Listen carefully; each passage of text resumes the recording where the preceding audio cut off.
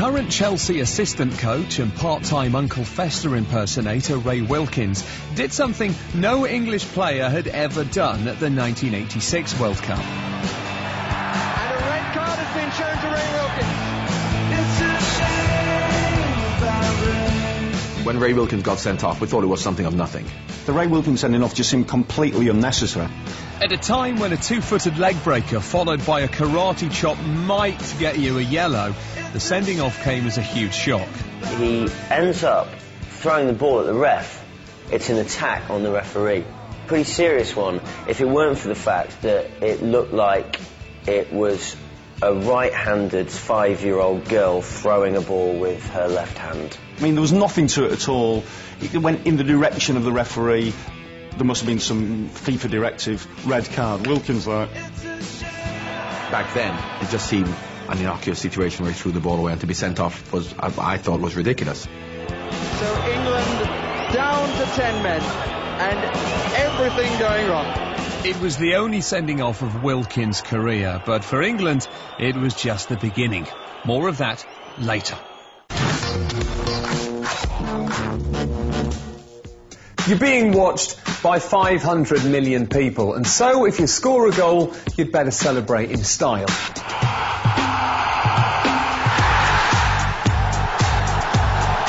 But what kind of numpty would try and pull off a ridiculous, rehearsed and contrived celebration?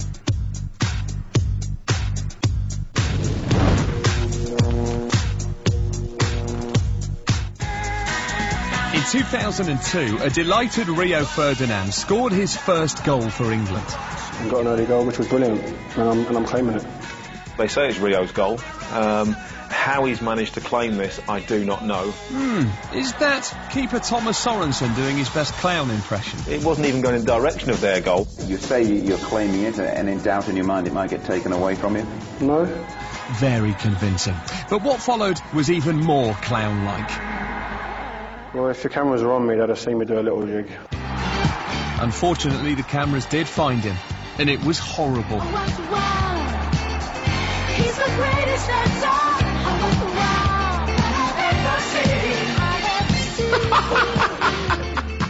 That first few split seconds after you've scored a goal, you're just uncontrollable. He's just completely lost the plot. So he kind of wants to do his dance, and it's kind of just turned into like a little, he doesn't know what's going on, he's just all over the gap. Apparently you've been giving the Force a bit of stick for lack of celebrations, haven't you? Were you happy with yours today? Yeah, I was, to be honest. Yeah, I showed him a bit of rhythm and that, so... I think the Peckham came out of him there. I think when Rio done that was for the lads at home. Like, yeah, that was for you guys. That was for you guys. So we appreciated that, Rio. We loved it. Rio's jig also gained him access to a special VIP club of shocking goal celebrations, where Roger Miller shakes his hips, Brazilians shake their babies, and English fans shake their heads. Where this fella's caught in the net, this bloke's caught short, and these guys are just caught looking ridiculous. But of course none of them are as classy as this.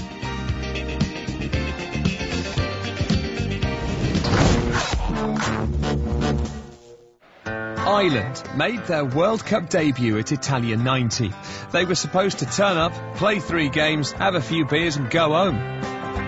It was like a club team playing international football, and so, you know, we had probably as good a spirit as anywhere in the world, you could say. And despite a little of that spirit being 40% proof, they shocked everyone and qualified for the knockout stages. We all thought, right, every game is going to be a bonus, every game is going to be like the World Cup final for us now, and let's see how far we can go.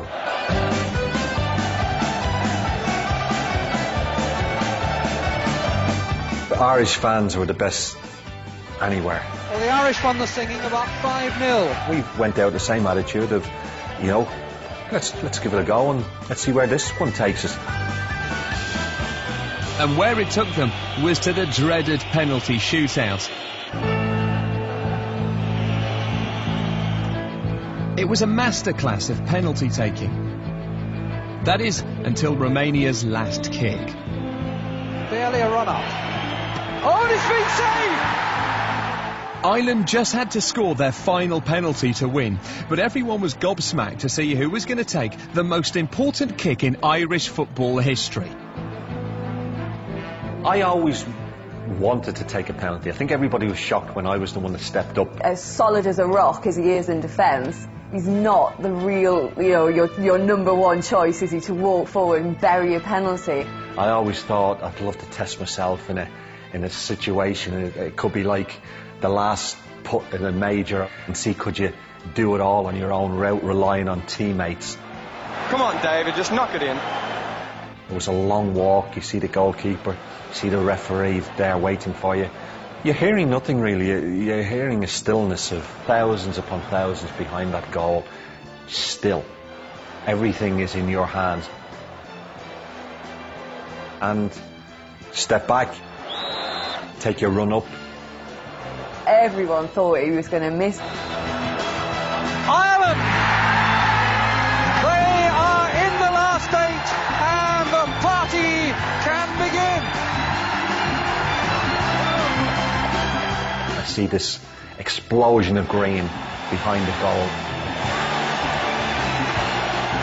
Biggest mistake, standing still. Nearly got killed by all my teammates. My wife had stepped outside. He couldn't watch it.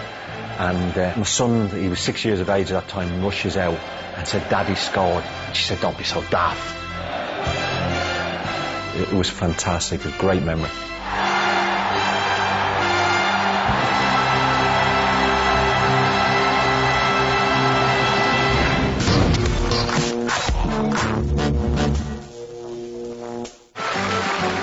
It's one of the World Cup's funniest ever songs. Scotland's 1978 effort, Ali's Army. A tub-thumping anthem about how they'd win the trophy.